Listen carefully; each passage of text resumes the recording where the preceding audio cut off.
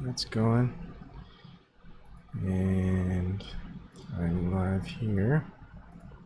Okay, I'll just go ahead and do this and start talking. This is just something different. My back is killing me. Tried all day to fix it.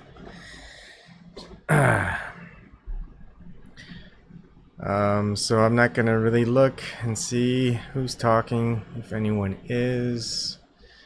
I'm ignoring it, sorry. But I'm probably still gonna do on topics. If people want to come on, they can come on there.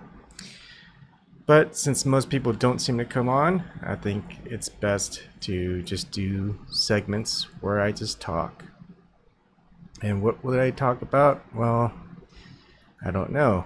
I'm just gonna talk about whatever comes to mind. To help me kind of talk is just to throw some things in the background, things that I do or I've recorded and not really have any sounds, but just kind of see where I go. I think a lot of this I've come to realize is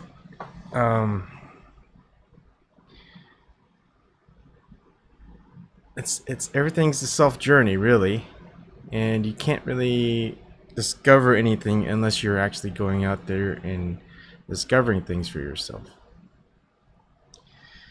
And you're not going to find answers from someone else. They're not going to give you the answers, and if they give you the answers of whatever it is that you're looking for, you're either going to accept it or you're not.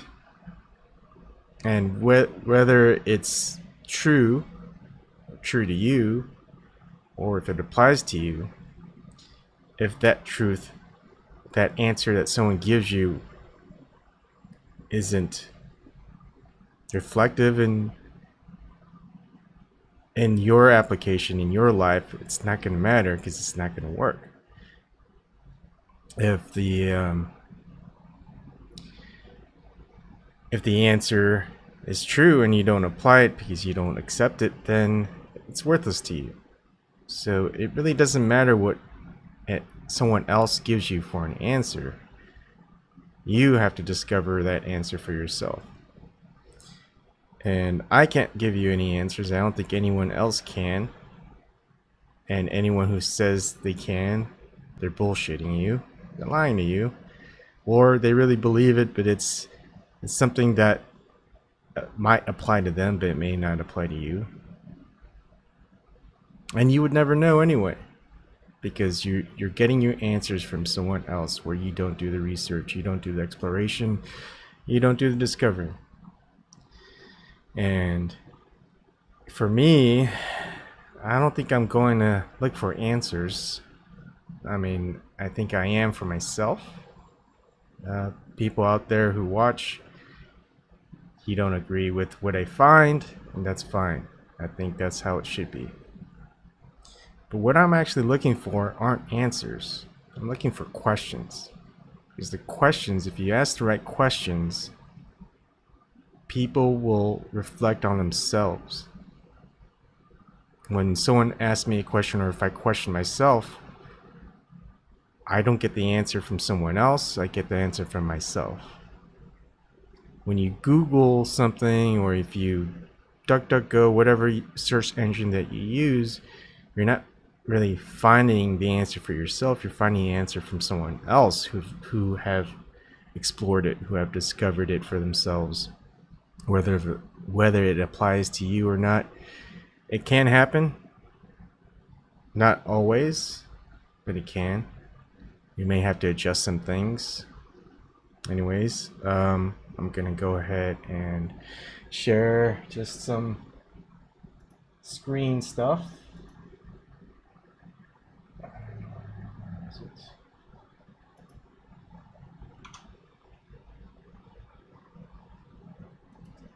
Give me 1 moment. I can't seem to find it. It's really weird.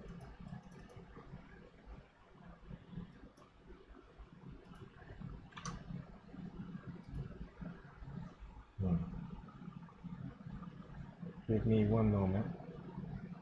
Let's just stop. Alright, let's write it down.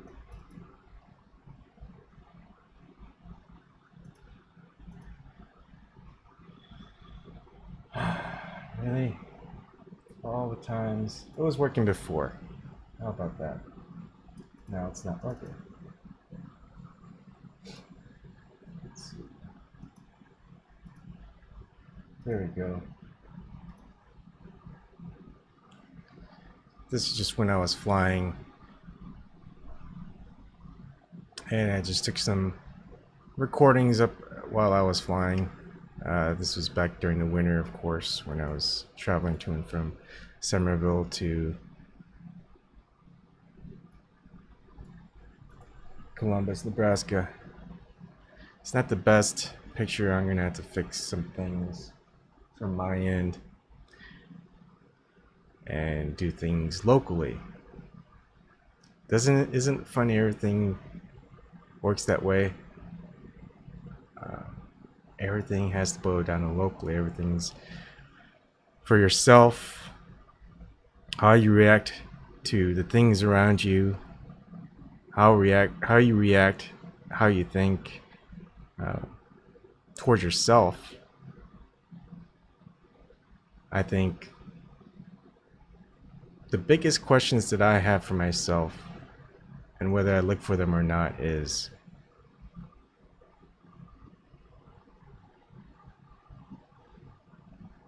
how am I doing as compared to how I was?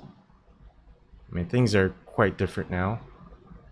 I feel like there's a lot more responsibility, and it's just not responsibility of taking care of the kids and paying the rent and all this other stuff. That stuff is a given, whether you do that or not. For me, is, am I doing it well? Am I doing it where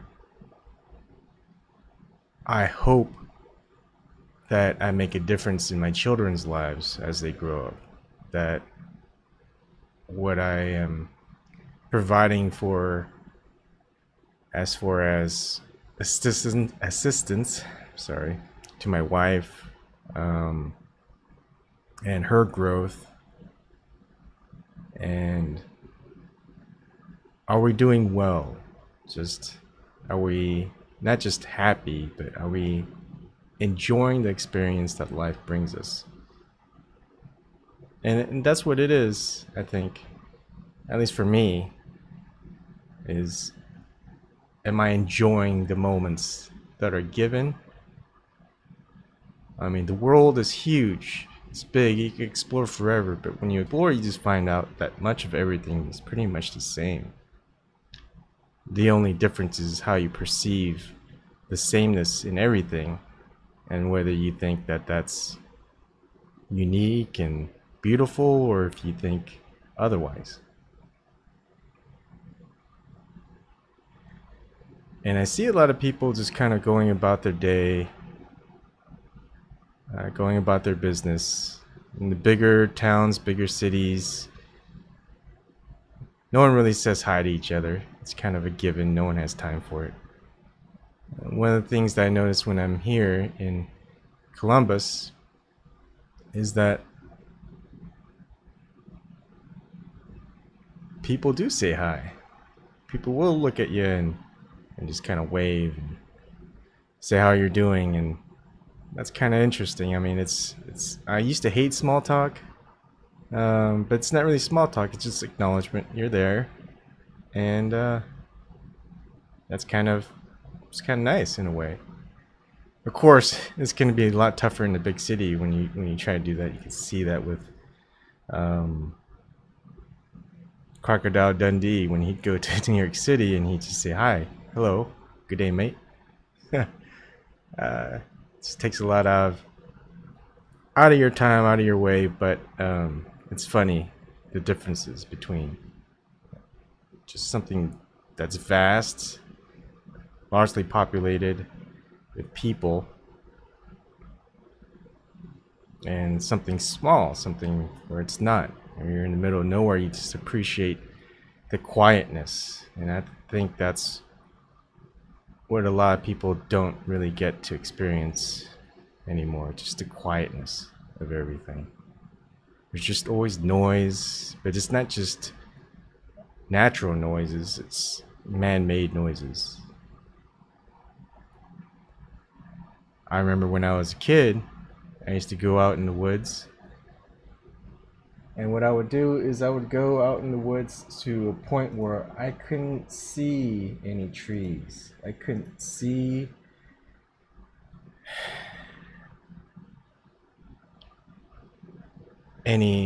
not trees. I couldn't see, all I could see were trees and shrubs and whatever pond there was. I would try to make it so I couldn't see any cars or any roads or any power lines or houses. And just waiting for that moment where there wouldn't be an airplane flying overhead, and where I could just be, or at least feel as if I am totally alone and can experience nature as the way it was without having to go too deep into the woods. And I thought that was great. I'm hoping one day my kids can experience that same thing.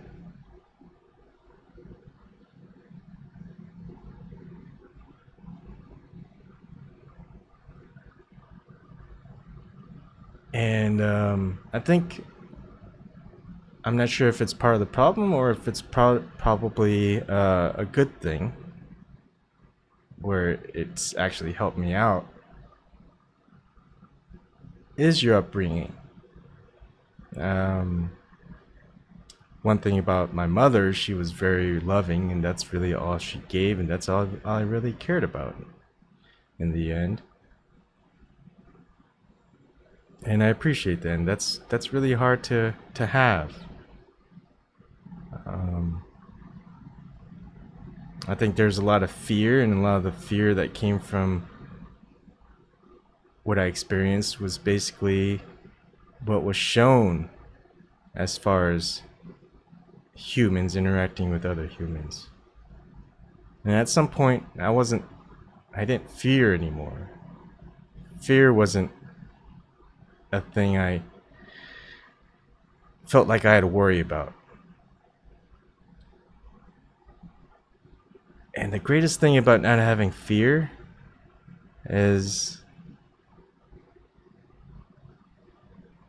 the thought that you could accomplish anything that you set your mind to. Because fear just holds you back. It doesn't let you do what you want to do, think how you want to think, act the way that you want to act.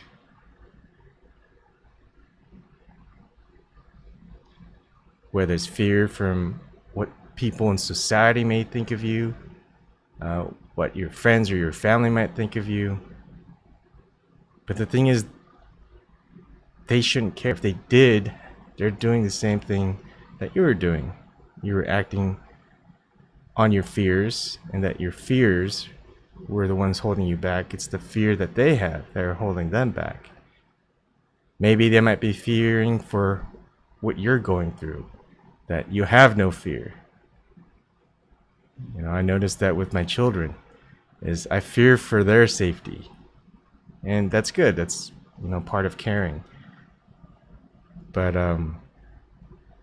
what's more important is that they don't fear themselves. They don't hold themselves back.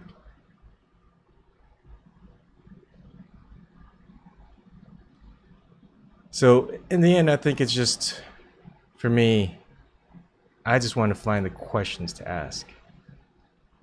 Questions where, if I honestly answer those questions, what do I think? How do I feel? Do I believe it regardless if I know the answer or not? And that will just take me on to the next question, and it just keeps going.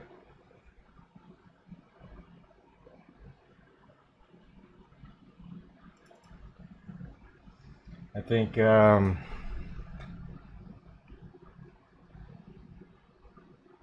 A lot of people are afraid to answer. Not even just answer the questions. It's just they just don't want to hear the questions. They don't want to think about it.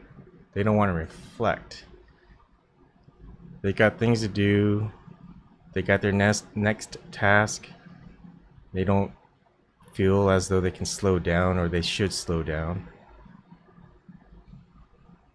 And looking at this, I realize I need to fix the date on this camera.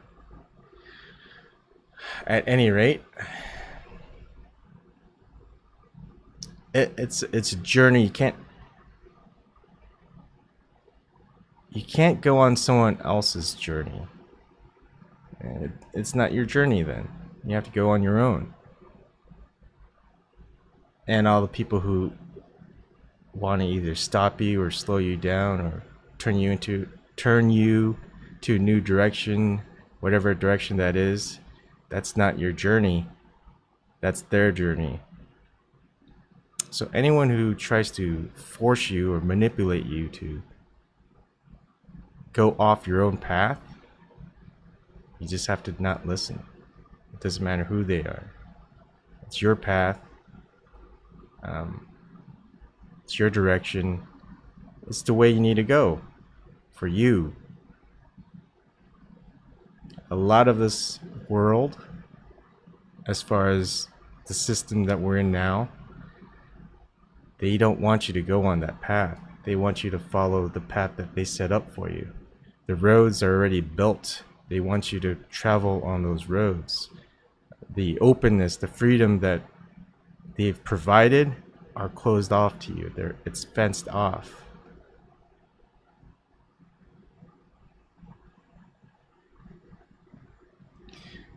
And that's just the physical part. There's also a mental part, or some might say a spiritual part. They might be interrelated. It's just difficult to know.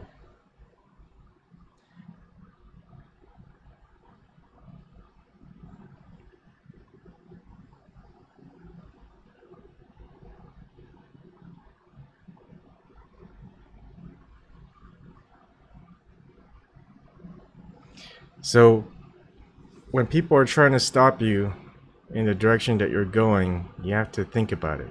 Why do they want to stop you or slow you down? Is it to warn you? Because that could be part of it. But the thing is, you'll see the warnings, the potential areas where you could be in trouble by yourself. You don't really need them to tell you that. You could see it. You could feel it. It's there. It's there in every one of us. They may have gone down a certain path that they see you going and go, no, no, no, no. I wouldn't do that. Not let you experience it for yourself. And maybe it's something different. Maybe it's something that you want to do, but they don't know that. It's a different path for them. It's a different path for you. You may prefer the path that you have. They may not have preferred that path and decided to stick with something more suitable for them. So there are a lot of people out there, I think, who are kind of engaged in this system.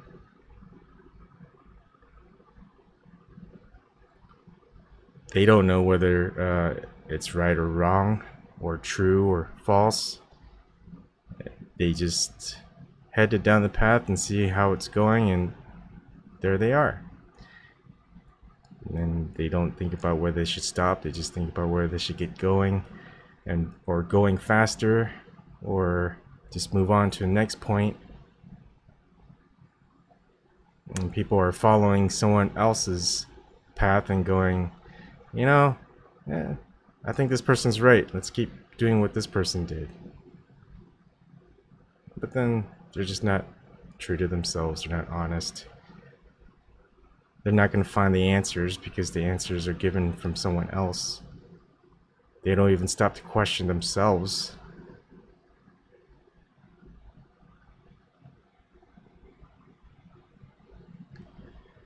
And I think that's it. I mean, the road keeps going. It's sometimes you'll get off the road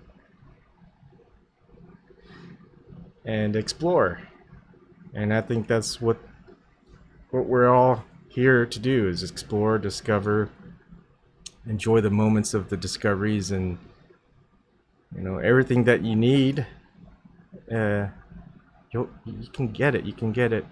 It doesn't have to be provided for you. A lot more people want that than they realize, and the thing is, it doesn't really give you any freedom. They're just herded into just kind of like domestication. You see the cows, the sheep, pigs. They got everything that they want. They live a good life, I guess, until the time comes when they're used and need in whatever it is that they're used for. But that's not freedom. You're just a little used piece of meat, I guess. You're just something material. And sure, some people think that's all there is in this world, and maybe it is. I don't know. You have to ask that question for yourself. Is that what this world is to you? Just something material? Or maybe it's just something spiritual? Maybe it's both. And you have to make that decision. I have to make that decision. And eventually I'll find the questions that I'm looking for. Once I find those questions, I'll tell you those questions. And then just apply them to yourself. Because I think that's what it is. Because we're not gonna find the answers that we need from other people. We're gonna have to find them from ourselves. And when we all find those answers for ourselves and they're the same answer, I think that's where we can actually unite and change the world for the better. Not just all kind of saying what's trying to change something in the world as a collective, but as individuals, and within those individual changes, it propagates throughout everything else. I think that's how you make the world better, not by putting all our efforts into one collective goal, because that goal can be subverted at all times. You could be lied to, and it's a truth that's not within yourself, but within someone else, and you're relying on someone else's path, I guess.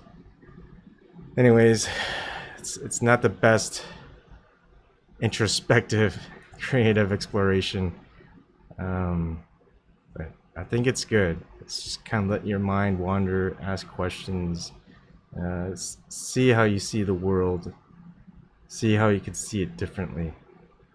And once I find those questions, I can at least give more answers to how I see the world and how I think I can fix it, not in my image, but just in the image that the world wants.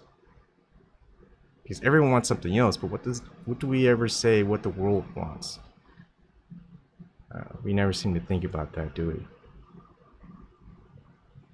Anyways, that's it for this one, and I'll see you guys later.